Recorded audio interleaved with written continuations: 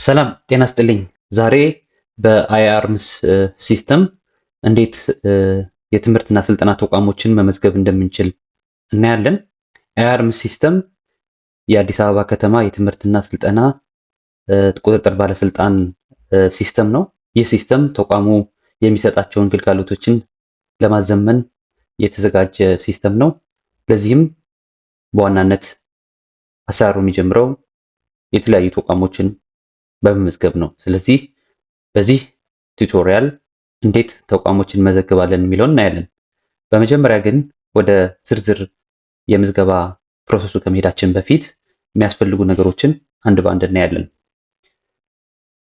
እንደ ፕሪሪኩዊዚት ማወቅ ያለብን ነገሮች እነዚህ የተዘረዘሩ ናቸው።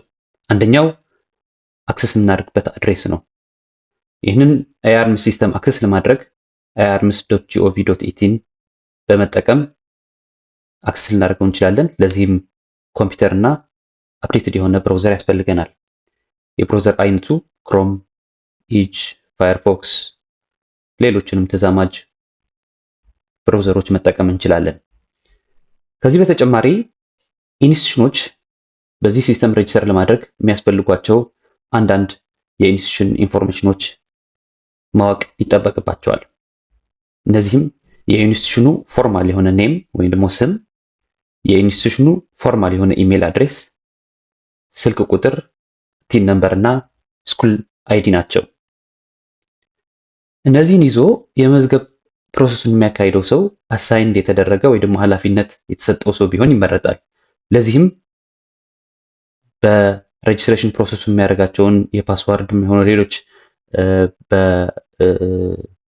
ሴፍ ፕሌስ መያዝ ያለባቸው ወይ ደግሞ በጥንቃቄ መያዝ ያለባቸውን ነገሮች ይዞ ማስቀመጥ የሚችል ኃላፊነት የተሰጠው አካል እንዲሆን ይመረጣል። ከዛ በመቀጠል የሬጅስትሬሽን ፕሮሰሱ በፕሬዘንቴሽን መልክ እንየውና ቀጥለን አንድ በአንድ ስቴፑን በሲስተሙ እናያለን። የመጀመሪያው ስቴፕ የአይአርምስን ፖርታል በመግባት ቅድም ያየነውን አድሬስ በብራውዘሩ በማስገባት የመጀመሪያ ፔጅ የሚመጣው ጋር ሄደን ሬጅስተር ሂር የሚለውን ክሊክ ስናደርግ ሁለት ኦፕሽኖች ይመጡልናል። እዚህ እንደምናየው ኢንዲቪዥዋል እና ኢንስቲትዩሽን የሚል አለ። ኢንዲቪዥዋል ተቋሙ ለግለሰቦች የሚሰጠው ሰርቪስን ለመጠቀም የሚፈልጉ የሚደረግ ሬጅስትሬሽን ሲሆን እንደ ተቋም እዛ የአዲስ አበባ የትምህርትና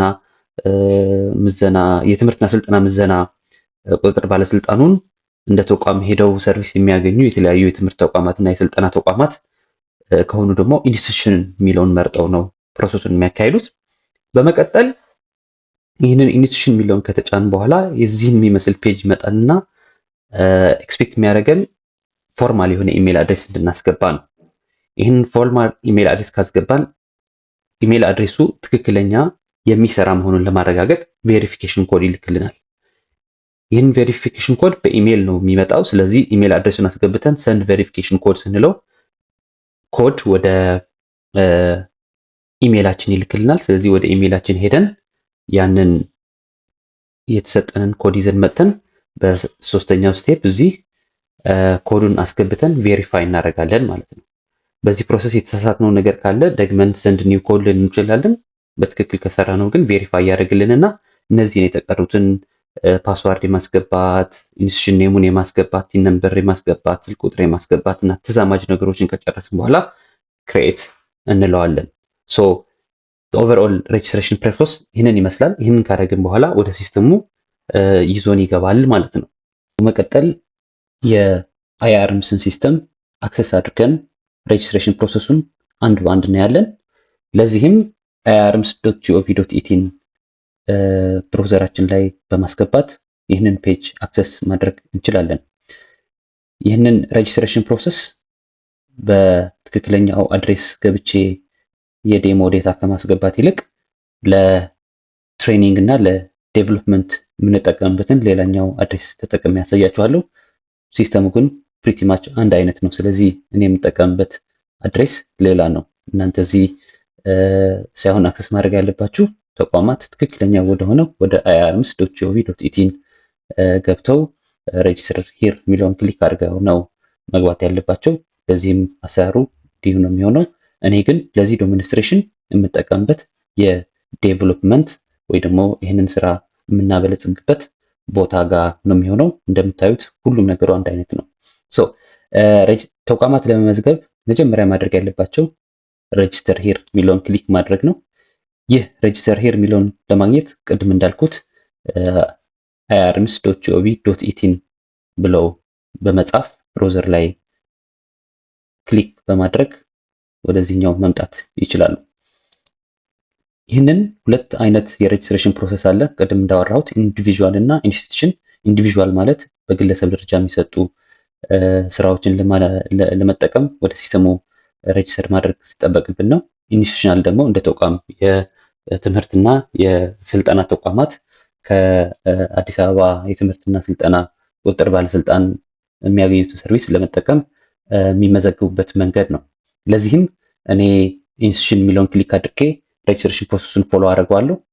ወደዛ ከመሄድ በፊት ግን ያዘጋጀሁትን ሳምፕል ኢሜይል እዚህ ያለኝ አዲስ ኢሜይል ነው። እናንተ የኢንስቲትዩሽናችሁ ኢሜይል መሆን አለበት። ይሄ ኢሜይል አድሬሱ irms34@gmail.com የሚለው ነው። ይህንን ኢሜይል ልጠቀምበታለሁ። በኋላ መተን ቬሪፊኬሽንን ፕሮሰሱን እዚህ መተን ነው የምናየው። ስለዚህ ኢንስቲትዩሽን የሚለውን ክሊክ ሳደርግ ይህንን ፔጅ ይመጣልኛል። ይህንን ፔጅ እንደምታዩት የኢንስቲትዩሽን ኢንፎርሜሽኖችን ማስገባበት ነው። በመጀመሪያ ማስገባት ያለብኝ የኢንስቲትዩሽን ኢሜይል አድሬስ ነው። መጀመሪያም ስቴፑ ቬሪፊኬሽን ስለሆነ፣ ስለዚህ irms34@gmail.com የሚለውን የአንድ ኢንስቲትዩሽን ፎርማል ኢሜይል ነው ብለን ካሰብን እዚህ ያስገብተን ቬሪፊኬሽን ኮድ ላክልኝ እንለዋለን።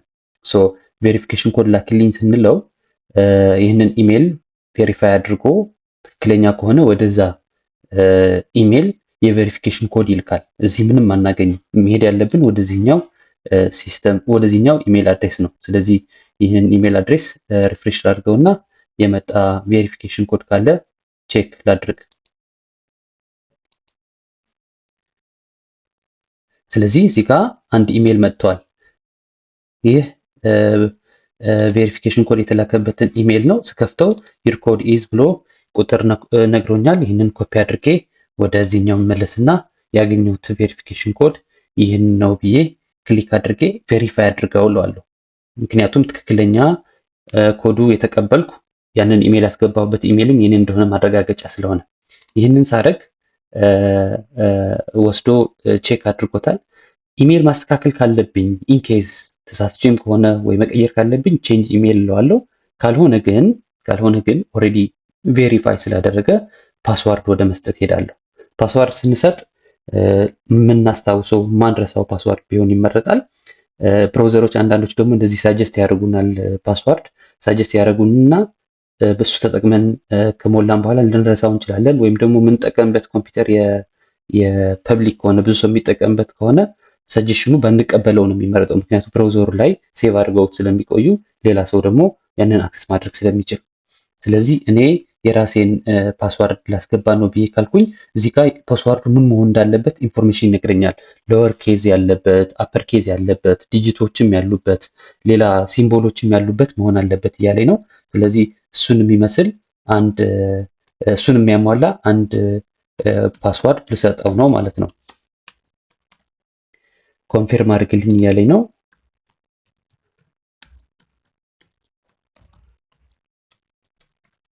ኦኬ ፓስዋርዱን ስናስገባ ቼክ ለማድረግ አይተን ፓስዋርዱ ምን እንደሚል ኮምፔር ማድረግ እንችላለን፣ ግን ነሰሰሪ አይደለም። አሁን ይህንን ካደረግን በኋላ የምንመጣው ወደ ኢንስቲትዩሽን ኔም ነው። ኢንስቲትዩሽን ኔም በኋላ ኤዲት ማድረግ ይቻላል። በእርግጥ ግን ፎርማል የሆነው ኔሙን ብንሰጥ፣ አንዳንድ ኢንስቲትዩሽኖች ሁለት ስም ሊኖራቸው ይችላል፣ የተለምዶ ስም እና መንግስት የሚያውቀው ወይም ደግሞ የተመዘገቡበት ስም። በተቻለ መጠን ማድረግ ያለብን የኢንስቲትዩሽኑን ፎርማል ኔም ነው። ስለዚህ እዚህ ጋር ለምሳሌ አንድ ኮመን የሆነ የኢንስቲትዩሽን ኔም መጠቀም ማይክሮሊንክ ኢንፎርሜሽን ቴክኖሎጂ ኮሌጅ ብዬ ስልክ ቁጥሩ ደግሞ 251 ይሄ ዲጂቱ መጠበቅ አለበት። ኢንቲን ነምበር